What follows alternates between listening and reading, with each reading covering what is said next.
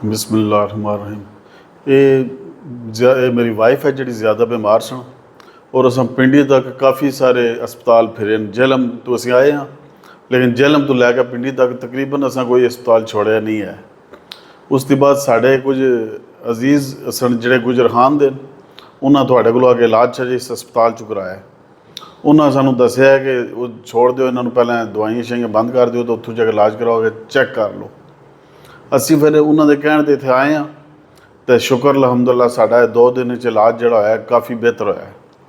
और असां ने यह भी कोई दवाई कोई गोली हुण कैप्सूल असें कोई नहीं खादा, लेकिन दर्दां जड़ियां सन, जड़ियां अंदर दियां तकलीफां सन, जिहड़े कूल्हे दी और लत्त दी तकलीफ सी, ओह काफ़ी कंट्रोल हो गई है, बल्कि हुण ना होण दे बराबर है।